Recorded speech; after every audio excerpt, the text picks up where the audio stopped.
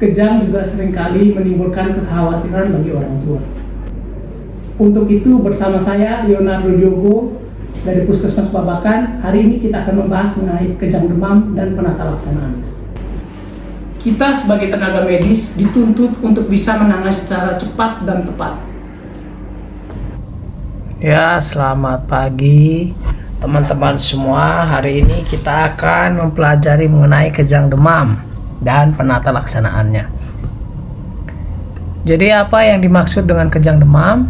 Jadi kejang demam yaitu adalah kejang yang terjadi saat demam dengan suhu tubuh lebih dari 38 derajat Celcius. Jadi di sini kata kuncinya adalah kejang dan demam. Jadi kejang di sini terjadi karena ada demam. Namun demam di sini tidak disertai dengan infeksi sistem saraf pusat, contohnya seperti meningitis atau encephalitis. Jadi penyebab demam di sini adalah penyebab dari bagian tubuh yang lain. Dan umumnya terjadi pada anak usia 6 bulan sampai 5 tahun. Jadi pada saat kita menemukan anak di bawah 6 bulan, maka kita akan memikirkan ini bukan suatu kejang demam, melainkan suatu penyakit lain, misalnya epilepsi ataupun infeksi sistem saraf pusat yang tadi. Atau bila lebih dari 5 tahun, ini juga bukan suatu kejang demam, karena pada saat anak di atas 5 tahun itu diasumsikan bahwa struktur otaknya sudah lebih matur atau lebih matang. Jadi penyebab demam di atas 5 tahun, kejang demam di atas 5 tahun, kita bisa carikan yang lain, contohnya seperti epilepsi, atau juga ada yang disebut dengan kejang demam plus, tapi itu tidak berkaitan dengan kejang demam yang kita bahas sekarang ini. Itu akan lebih berkaitan dengan bagian epilepsi juga. Untuk jenis kejang demam sendiri dibagi atas dua, yaitu kejang demam sederhana dan juga kejang demam kompleks. Teman-teman harus bisa membedakan antara kejang demam sederhana dan kompleks dari anamnese ataupun dari pemeriksaan, karena dengan bisa membedakan ini akan memudahkan untuk menentukan penata laksanaannya atau terapinya. Yang pertama, kejang demam sederhana. Kejang demam sederhana sendiri, kejang demam kurang dari 15 menit dan tidak berulang dalam 24 jam, yang mana berarti dalam sehari dia akan terjadi 1 kali. Kemudian kejang demam sederhana ini bentuknya umum, yaitu seluruh tubuh, kedua tangan dan kedua kaki, dan bentuknya berupa tonik dan atau klonik. Tonik dalam arti dia akan menjadi kaku, atau klonik yang berarti gerakan menghentak-hentakan atau berulang-ulang, atau bisa juga berupa gabungan keduanya, dan merupakan kejang demam yang paling umum di antara seluruh kejang demam, yaitu sekitar 80%. Kemudian kejang demam kompleks. Kejang demam kompleks ini kejangnya lebih lama, yaitu di atas 15 menit. Atau definisi lama di sini bisa jadi adalah apabila terjadi 2 kali kejang dan di antara kedua kejang itu terjadi penurunan kesadaran, itu juga disebut kejang lama.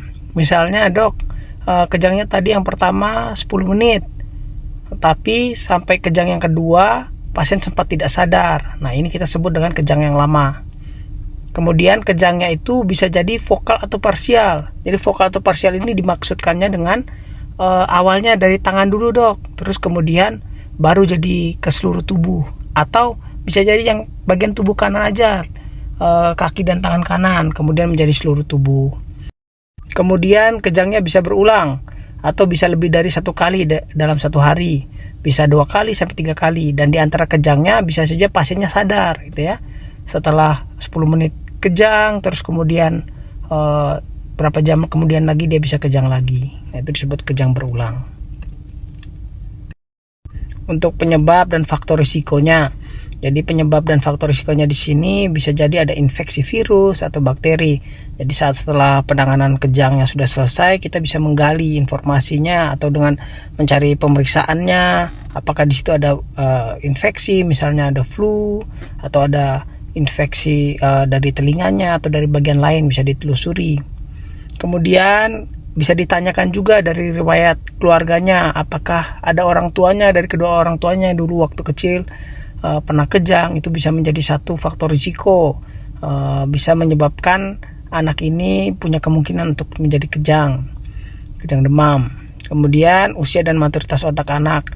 Diasumsikan di sini bahwa anak yang berusia di atas 5 tahun itu harusnya kematangan otaknya sudah bagus ya. Kemudian kapan harus ke dokter atau ke rumah sakit? Yang pertama itu saat kejangnya pertama kali. Nah, kenapa kita harus ke rumah sakit atau ke dokter? Ini tujuannya untuk mencari tahu penyebab dari kejang demamnya ini. Apa betul karena kejang demam ataukah ada penyebab lain? Kemudian yang kedua, kejangnya lebih dari 5 menit. Ya, ini mempunyai resiko. Ada juga kelainan-kelainan lain yang memiliki kejang dengan durasi lebih dari 5 menit seperti status epileptikus. Kemudian yang ketiga, apabila pasien tidak sadar pasca kejang. Yang keempat, disertai muntah, kaku kuduk atau ruam. Ini untuk mencari kemungkinan lain seperti infeksi sistem saraf pusat. Untuk tanda dan gejalanya, yang pertama, pasien kejang tiba-tiba saat demam ya. Kemudian hilang kesadaran, jadi pada saat kejang pasien itu tidak sadar. Kemudian ada kaku dan atau kelonjotan yang tadi disebutkan tonik-klonik. Kemudian mata melorot atau berputar ke atas. Ini adalah tanda dan gejala dari kejang demam ya. Kemudian penanganan saat kejang. Ini juga merupakan hal penting yang bisa kita edukasikan kepada orang tua dengan anak yang memiliki riwayat kejang ataupun anak yang mempunyai risiko untuk kejang demam. Kemudian yang pertama itu apa yang harus kita sarankan adalah orang tua harus menjaga tetap tenang ya. Kemudian anak itu sebaiknya dimiringkan tubuhnya. Kenapa? Karena biasanya setelah kejang itu biasanya anak akan muntah-muntah. Atau juga bisa saat kejang itu air liur akan menutupi jalan napas. Kemudian juga penting diperhatikan orang tua supaya tidak memasukkan apapun ke mulut. Karena itu bisa melukai atau menciderai dari bagian mulut pasien. Kemudian yang keempat, longgarkan pakaian ya, terutama bagian leher dan dada ya, itu karena untuk bagian pernapasan, karena pada saat pasien kejang itu bagian pernapasan itu akan terganggu. Kemudian yang paling penting juga catat durasi kejang. Ini akan memudahkan bagi para petugas medis untuk melakukan terapi lebih lanjut ya.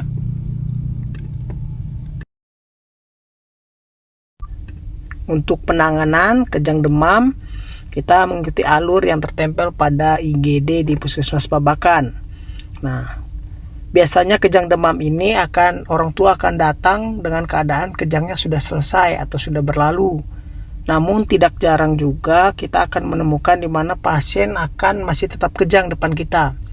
Nah, biasanya kejang demam itu akan berhenti dalam kurang dari 5 menit. Namun apabila kita mendapatkan kondisi di mana lebih dari 5 menit, kita harus bersiap untuk kondisi yang lain, misalnya status epileptikus. Untuk itu, penanganan kejang demam ini harus sesuai dengan alur. Nah, yang pertama, apabila kejang sudah lebih dari 5 menit, kita akan melakukan prinsip ABC, yaitu airway, breathing, dan circulation. Kita lihat airway-nya, apabila ada muntah atau lendir ataupun air liur yang menghalangi jalan napas, nah kita bersihkan. Kemudian untuk breathing-nya, kita lihat apakah pengembangan dadanya normal atau tidak, dan juga kita pantau saturasi oksigennya dan kita beri oksigenasi sesuai dengan kebutuhan. Kemudian untuk circulation, kita pasang akses untuk IV-nya karena bisa juga nanti kita akan memberikan obat-obatan secara intravena, apalagi dengan kejang sudah lebih dari 5 menit. Obat yang bisa kita berikan yaitu diazepam. Diazepam bisa kita berikan secara rektal ataupun secara IV. Nah, yang untuk mudahnya, yang awalnya kita akan melakukan secara rektal. Nah, untuk rektal ini, untuk berat badan anak kurang dari 10 kg, kita akan berikan 5 mg. Sedangkan anak lebih dari 10 kg, kita akan berikan 10 mg. Setelah memberikan diazepam secara rektal, kita juga menganamnesa orang tua. Berapa lama kejang di rumahnya, hingga dibawa ke puskesmas atau ke rumah sakit. Kemudian kita tanyakan juga obat apa saja yang sudah diberikan. Apakah sudah diberikan diazepam di rumah ataukah belum.